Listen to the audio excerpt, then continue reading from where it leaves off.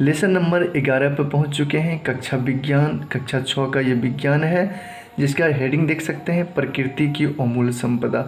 चलिए इसके हम लोग क्वेश्चन आंसर पार्ट को बिल्कुल देखते हैं। कम से कम समय में आपको बिल्कुल मैं बताऊंगा, जिससे कि विद्यार्थियों को लाभ पहुंच पाए। मेरा एक ही उद्देश्य है कि विद्यार्थियों को कम से कम समय में ये सारी जानकारी बिल्कुल मुफ्त में प्रोवाइड हो जाए, ताकि विद्यार्थी जो है घर बैठे विज्ञान का बिल्कुल जानकारी ले सके। क्वेश्चन आंसर पार्ट देखना बहुत ज़रूरी होता है, क्योंकि क्वेश्चन आंसर पार्ट से आपको सीख भी मिलती है और आपको एग्ज़ाम में भी काम आता है। तो चलिए इसके हम लोग क्वेश्चन आंसर पार्ट को समझते हैं। क्वेश्चन आंसर पार्ट देखने से पहले इसमें आप जितने भी लिखा हुआ बातें हैं इसको लाइन टू लाइन आप ज़रूर पढ़ लें। 20 से 25 मिनट लगेगा। जो भी स्टूडेंट हैं निश्चित रूप से पढ़ें। आपको इसमें बहुत सारी नई चीज़ें सुनने को मिलेगा और आपको जानकारी मिलेगी। किताब की नाम ही है जिज्ञासा, तो आप इसमें आपको बहुत ही जानकारी, रोचक जानकारी मिलने वाली, जिससे आपके अंदर जिज्ञासा जगेगी और सीखने की और समझने की। तो इसमें आपको नवीकरणीय और अनवीकरणीय के बारे में बताया गया है। जल, वायु, जितने प्राकृतिक संसाधन हैं उसके बारे में बताया गया है। तो इसको मैंने बहुत अच्छा तरीक़ा से अध्ययन करके मैं आपको बता रहा हूँ, ताकि आप तक जानकारी बहुत बेहतरीन पहुँच सके। तो चलिए इसके क्वेश्चन आंसर पार्ट को बिल्कुल बिना स्किप किए देखें, तो आपको काफ़ी कुछ सीखने को मिलेगा। और जितने भी स्टूडेंट हैं मैं उनसे कहूँगा आप निश्चित रूप से नोट कर लेना, कहीं दूसरी जगह से आपको नोट करने की ज़रूरत नहीं पड़ेगी। अब बिल्कुल इस चैनल से आप जुड़ सकते हैं। तो चलिए हम लोग स्टार्ट करते हैं, इसको हम लोग देखते हैं। तो देख सकते हैं इसमें क्वेश्चन कहा जा रहा है कि चित्र 11.9 में प्राकृतिक संसाधनों से संबंधित वस्तुओं को दर्शाया गया है, उन्हें उनके अव्यवस्थित नाम से मिलाइए। एक अन्य तालिका बनाइए और इन संसाधनों के नाम लिखिए। इन संसाधनों को नवीकरणीय और अनवीकरणीय संसाधन के रूप में वर्गीकृत कीजिए। तो देख सकते हैं ये दिया गया है, अव्यवस्थित नाम है, इसको मैंने व्यवस्थित करके लिख दिया है समय की बचत के लिए। देखिए यहाँ पे चट्टान है, यहाँ पे वन है, ये पवन है, ये जल है। तो इस प्रकार से आपको मिलान कर देना है। जल नल से निकल रहा है, ये जल आपको मिलान कर देना, ये पवन हो गया और ये जो है आपका वन हो जाएगा और ये चट्टान हो जाएगा। तो इस प्रकार से आप पहला का आंसर जो है मिलान कर सकते हैं इस प्रकार से। तो आप समझ गए होंगे, ये आपका पहला का उत्तर हो गया। बिल्कुल आसानी से आप समझ गए होंगे। चलिए दूसरा नंबर क्या कह रहा है, इसके हम लोग उत्तर को भी समझेंगे। बताइए कि निम्नलिखित कथन सत्य है या असत्य। यदि असत्य है तो उन्हें सही कर लिखिए। जो असत्य है उसको सही करके लिखना है, बाकी सब ठीक है। प्रकृति में मानव की आवश्यकताओं की पूर्ति के लिए पर्याप्त संसाधन है, बिल्कुल, तभी मानव जी पा रहे हैं। उनकी सभी आवश्यकताओं की पूर्ति के लिए सभी संसाधन हैं। तो देख सकते हैं ये प्राकृतिक और जो मानव निर्मित है या फिर प्राकृतिक संसाधन है, सभी प्रकार के संसाधन मौजूद हैं प्रकृति में, जिसके कारण मानव उसका लाभ लेकर के अपना जीवन जी रहे हैं। तो ये सत्य हो जाएगा। मशीन प्रकृति में पाए जाने वाला एक संसाधन है, तो ये प्राकृतिक संसाधन नहीं है, ये असत्य हो जाएगा। तो इसमें आप लिखेंगे मशीन जो है मानव निर्मित संसाधन है, प्रकृति में पाए जाने वाला संसाधन नहीं है। प्राकृतिक गैस एक अनवीकरणीय संसाधन है, बिल्कुल ये सत्य हो जाएगा। वायु एक नवीकरणीय संसाधन है, तो ये भी सत्य हो जाएगा। तो इस प्रकार से प्रश्न संख्या 2 आप यहाँ से नोट कर सकते हैं। अब हम लोग समझते हैं क्वेश्चन नंबर 3 को। देख सकते हैं क्वेश्चन नंबर 3 में कहा जा रहा है सबसे उपयुक्त विकल्प का उपयोग करके रिक्त स्थान भरें। ईंधन जो सामान्यतः स्कूटर या बाइक जैसे दोपहिया वाहनों में उपयोग किया जाता है वो क्या है। मिट्टी का तेल है या पेट्रोल है या डीजल है या सीएनजी है। तो ये आपका हो जाएगा पेट्रोल। ये तो आप समझ ही गए होंगे। नेक्स्ट है नवीकरणीय संसाधन एक उदाहरण है। नवीकरणीय संसाधन का एक उदाहरण कौन है इसमें से, कोयला, जल, प्राकृतिक गैस या पेट्रोल। तो ये आपका हो जाएगा जल। नेक्स्ट क्वेश्चन की ओर बढ़ते हैं। क्वेश्चन नंबर 4, इसको हम लोग समझते हैं। निम्नलिखित को नवीकरणीय और अनवीकरणीय संसाधन के रूप में वर्गीकृत करें। तो ये जो लिखा हुआ है कोयला, प्राकृतिक गैस, वन और खनिज, ये आपको नवीकरणीय और अनवीकरणीय में इसको बांटना है, वर्गीकृत करना है। तो चलिए इसके हम लोग उत्तर को समझते हैं। तो इस प्रकार से इसके उत्तर हो जाएंगे। आप यहाँ पे लकीर खींच करके बांट देंगे, नवीकरणीय संसाधन और अनवीकरणीय संसाधन। वहाँ पर जो लिखा हुआ था उसमें से वन जो है नवीकरणीय हो जाएगा, बाकी सब अनवीकरणीय हो जाएगा। जैसे कोयला प्राकृतिक, गैस और खनिज, ये आप अनवीकरणीय में लिख देंगे। तो चलिए हम लोग क्वेश्चन नंबर 5 को समझते हैं। क्वेश्चन नंबर 5 देखिए क्या कह रहा है कि हम यह क्यों कहते हैं कि पेट्रोलियम एक अनवीकरणीय संसाधन है। हम यह क्यों कहते हैं कि पेट्रोलियम एक अनवीकरणीय संसाधन है। तो इसके उत्तर को हम लोग समझें तो देख सकते हैं, पेट्रोलियम को अनवीकरणीय संसाधन इसलिए कहा जाता है क्योंकि लाखों सालों बाद पेड़ पौधे और जीव जंतुओं के सड़े गले अवशेषों से प्राप्त किया जाता है, जो कि ज़मीन के अंदर गहराई तक दबे रहते हैं। एक बार इनका उपयोग करने के बाद दोबारा यह क्षीण हो जाता है, दोबारा इसे उपयोग में नहीं लाया जाता है, इसलिए पेट्रोलियम एक अनवीकरणीय संसाधन है। तो इस प्रकार से आप यहाँ नोट कर सकते हैं। चलिए क्वेश्चन नंबर 6 को अब हम लोग समझते हैं। देख सकते हैं क्वेश्चन नंबर 6 में कहा जा रहा है कि वनों को पुनः उगाना कठिन है, इस कथन की पुष्टि कीजिए। वनों को पुनः उगाना कठिन है, इस कथन की पुष्टि कीजिए। बात तो सही है कि वन जो एक बार बना हुआ वन होता है, उसको अगर पूरा हम लोग काट दें, फिर से वन को तैयार होने में कई वर्षों लग जाएगा, कई लाखों वर्षों से मिलकर के एक वन तैयार होता है ना। अगर उसको हम काटते जाते हैं तो वो फिर उगाने में काफ़ी समय लग जाएगा और वो अभी संभव भी नहीं है। तो इसीलिए हम लोग को वन की कटाई नहीं करनी चाहिए। यही बातें यहाँ पर हमने लिखा है, यहाँ से आप बिल्कुल नोट कर सकते हो और समझ गए होंगे। देखिए यहाँ पर लिखा हुआ है, वनों को पुनः उगाना कठिन है क्योंकि पेड़ पौधे या वनों को तैयार होने में हजारों या लाखों वर्ष लगते हैं। वनों की कटाई से मृदा का ह्रास और पशु पक्षियों की भी हानि होती है ना, क्योंकि वो भी वन पर ही निर्भर करते हैं, और ऑक्सीजन की भी कमी होती है। फिर से नए पौधों को उगाने के लिए, उनमें वृद्धि तथा विकास होने के लिए काफ़ी समय लगता है, इस कारण वनों को पुनः उगाना कठिन होता है।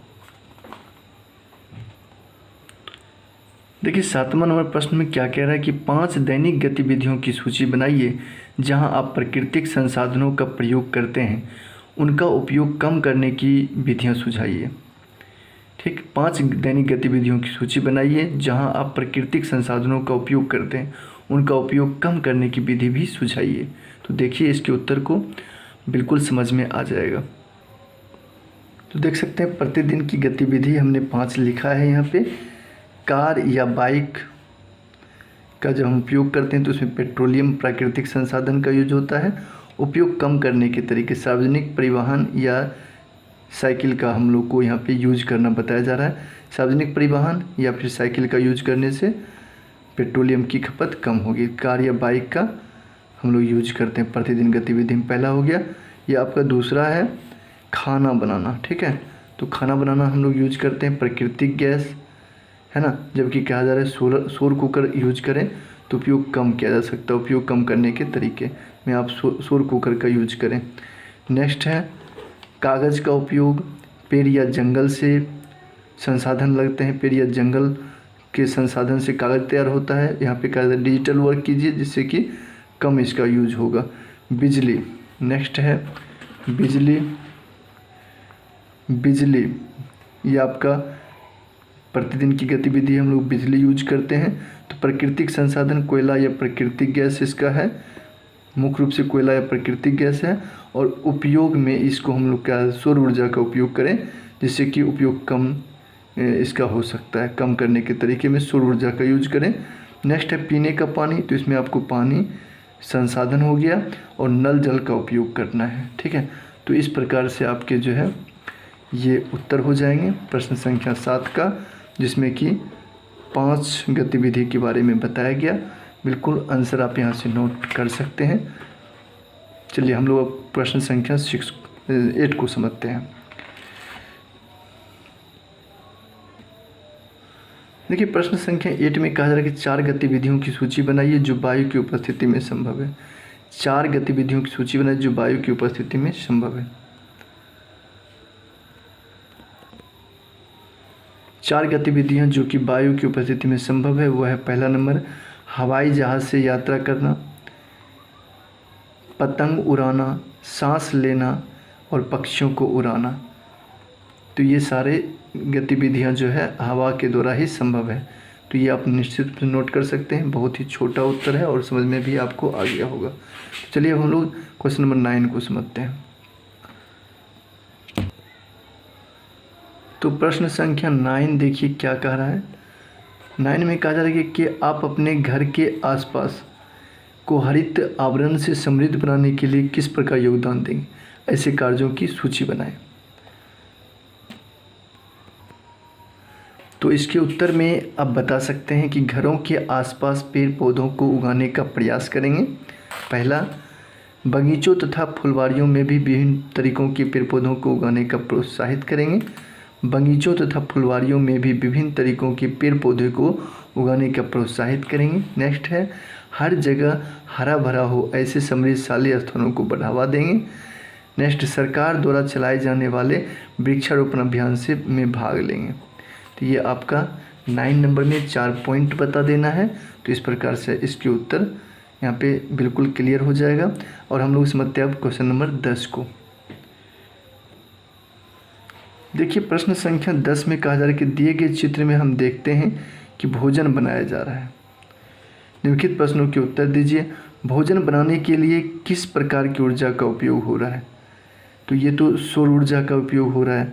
भोजन बनाने के लिए हम इस प्रकार की ऊर्जा का उपयोग का एक लाभ और एक हानि लिखिए। तो चलिए इसके उत्तर को हम लोग समझते हैं। तो इसके उत्तर में आप लिख सकते हैं, एक लाभ, सौर ऊर्जा का एक प्राकृतिक संसाधन है जो कि नवीकरणीय और स्वच्छ है। ये लाभ हो गया। कौन नंबर का उत्तर तो सौर ऊर्जा था। हानि में क्या होगा इसका। तो हानि तो विशेष प्रकार की वैसी खास हानि नहीं है, लेकिन हानि में लिखना हो तो आप ये लिख सकते हैं, वर्षा के दिनों में या रात में सौर ऊर्जा का उपयोग नहीं किया जा सकता है।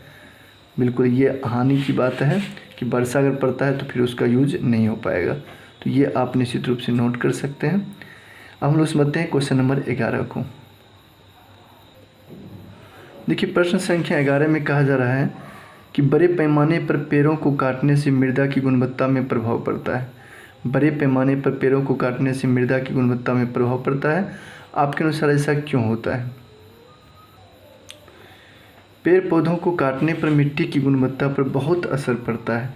पेड़ पौधों की जड़ों से मिट्टी बांधा रहता है, जिसके कट जाने से मिट्टी का वर्षा में बहाव हो जाता है और पेड़ पौधों के सड़े गले अवशेष से मिट्टी में उर्वरा शक्ति बढ़ती है तथा मिट्टी को उपजाऊ बनाती है। ऐसे में वृक्षों के कट जाने पर मिट्टी की गुणवत्ता में तथा उनके उर्वरा शक्ति में भी कमी आती है। तो इस प्रकार से आप लिख सकते हैं। अब हम लोग समझते हैं क्वेश्चन नंबर 12 को। 2 मानवीय गतिविधियां बताइए जिनसे वायु प्रदूषित होती है। एक कार्य सुझाएं जो वायु प्रदूषण कम करने में सहायक हो। 2 मानवीय गतिविधियां बताना है। तो चलिए देखते हैं इसके उत्तर को। तो 2 मानवीय गतिविधियां इस प्रकार से, वाहनों तथा बड़े बड़े कल कारखानों से निकले हुए विषैले धुएं हमारे वातावरण तथा वायु को प्रदूषित करते हैं। ये पहला गतिविधि हो जाएगा। दूसरा, चिमनी से निकलने वाले धुएं तथा बम, पटाखे या अपशिष्ट पदार्थों को जलाने से निकलने वाले जहरीली गैसें वायु को प्रदूषित करते हैं। चिमनी से निकलने वाले धुएं तथा बम, पटाखों या अपशिष्ट पदार्थों को जलाने से निकलने वाले जहरीली गैस वायु को प्रदूषित करते हैं। तो ये आप 2 गतिविधियां लिख सकते हैं। नेक्स्ट अब हम लोग क्वेश्चन नंबर 13 को समझते हैं। देखिए क्वेश्चन नंबर 13 में क्या कहा जा रहा है। क्वेश्चन नंबर 13 इस प्रकार से है कि एक परिवार सौर पैनल बिजली उत्पादन के लिए, गैस स्टोव खाना बनाने के लिए और पवन चक्की कुएं से पानी खींचने के लिए उपयोग करता है। क्या होगा यदि 1 सप्ताह तक सूर्य का प्रकाश ना हो। तो चलिए इसके उत्तर को हम लोग समझते हैं। इसके उत्तर आप इस प्रकार से नोट कर सकते हैं। अगर 1 सप्ताह तक सूर्य का प्रकाश ना हो तो सौर पैनल बिजली पैदा नहीं कर पाएंगे, जिससे बिजली की सेवा परिवार वालों को नहीं मिल पाएंगे और सूर्य का प्रकाश न रहने के कारण पौधे में प्रकाश संश्लेषण की क्रिया नहीं हो पाएगी और ऐसे में जो वस्तुएं सूर्य पर ही आधारित है उनका जीवन अस्त व्यस्त हो जाएगा। यहाँ तक आप नोट कर सकते हैं। 13 नंबर का उत्तर है। चलिए अब हम लोग समझते हैं क्वेश्चन नंबर 14 को। क्वेश्चन नंबर 14 को आप बिल्कुल इस प्रकार से यहाँ पे समझ सकते हैं। निम्नलिखित शब्दों का उपयोग करके रिक्त स्थानों की पूर्ति कीजिए। ये जीवाश्म ईंधन का यूज करना है, वन का, वायु का, पेट्रोलियम का, कोयला का, जल और अनवीकरणीय संसाधन, ये सारे का यूज करके आपको इसको भरना है। बिल्कुल आसानी से भरा जा सकता है। जैसे कि यहाँ नवीकरणीय लिखा हुआ है तो यहाँ क्या हो जाएगा, अनवीकरणीय, अनवीकरणीय लिख देंगे, अनवीकरणीय संसाधन इसमें हो जाएगा। नेक्स्ट है अनवीकरणीय है तो यहाँ पे क्या हो जाएगा आपका जीवाश्म, यहाँ पर लिख सकते हैं जीवाश्म ईंधन, जीवाश्म ईंधन इस प्रकार से आप लिख सकते हैं। नेक्स्ट है नवीकरणीय संसाधन में क्या क्या हो जाएंगे, तो इसी सब में से आपको लिखना था, तो इसमें से आप इस प्रकार से लिख सकते हैं क्या क्या हो जाएगा, जल हो जाएगा, वन हो जाएगा और वायु हो जाएगा। ये तीन क्या है, नवीकरणीय है। नेक्स्ट है इसमें जीवाश्म ईंधन से आपको इसमें प्राकृतिक गैस एक लिखा हुआ है तो इसमें आपको भरना है पेट्रोलियम, पेट्रोलियम और यहाँ पर क्या हो जाएगा आपको, यहाँ पर आप लिख लेंगे कोयला। तो इस प्रकार से आप 14 का उत्तर नोट कर सकते हैं बिल्कुल आसानी से। आप अपने नोटबुक में नोट कर सकते हैं, किताब में नहीं भरेंगे, यहाँ पे हमने भर दिया आपको बताने के लिए, आप यहाँ से बिल्कुल नोट कर सकते हैं अपने नोटबुक में। चलिए हम लोग क्वेश्चन नंबर 15 को समझते हैं। देखिए प्रश्न संख्या 15 क्या कह रहा है, उद्योगों और आवास की आवश्यकताओं को पूरा करने के लिए पेड़ों की मांग बढ़ रही है, इसलिए लगातार पेड़ काटे जा रहे हैं, क्या यह उचित है?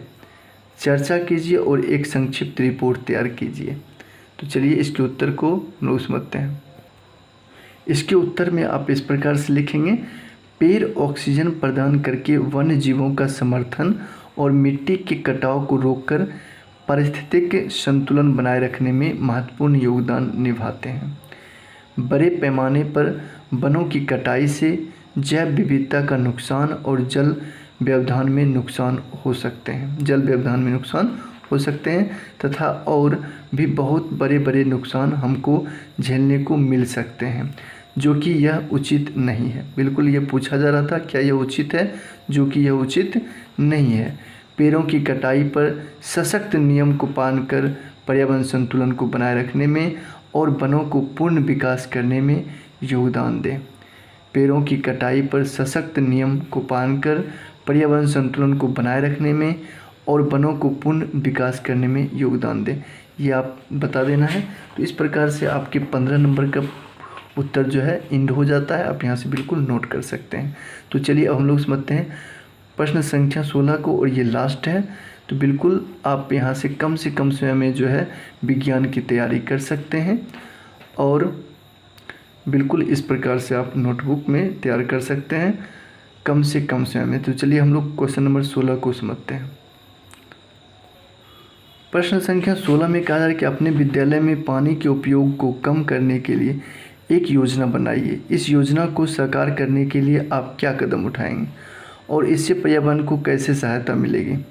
अपने विद्यालय में पानी के उपयोग को कम करने के लिए एक योजना बनाइए। इस योजना को साकार करने के लिए आप क्या कदम उठाएंगे? तो चलिए उसके उत्तर को हम लोग समझते हैं। इसके उत्तर में लिखना है, विद्यालय में पानी के उपयोग को कम करने के लिए योजना। पीने के लिए शुद्ध पेयजल का उपयोग करेंगे ताकि जल ज़्यादा मात्रा में बर्बाद ना हो सके, पहला नंबर। नेक्स्ट है, जल उपयोग की नियमित देखभाल और कमी को पूरा करेंगे। थर्ड में लिखना है, जल बचत करने के लिए निजी उपकरण जैसे नल जल, शुद्ध पेयजल इत्यादि का उपयोग करेंगे। तो इस प्रकार से आप नोट कर सकते हैं। 16 नंबर का उत्तर इस प्रकार से हो जाएगा, यहीं पर आपका दाइंड होता है। बिल्कुल यहाँ तक हम आपको लास्ट अध्याय तक बिल्कुल बताने वाले हैं और यहाँ से आप बिल्कुल प्लेलिस्ट से सभी प्रश्न उत्तर को नोट कर सकते हैं, बिल्कुल मुफ्त है। आप बिल्कुल आपको कैसा लगा निश्चित रूप से बताएंगे कमेंट में। फिर मिलते हैं नेक्स्ट वीडियो में।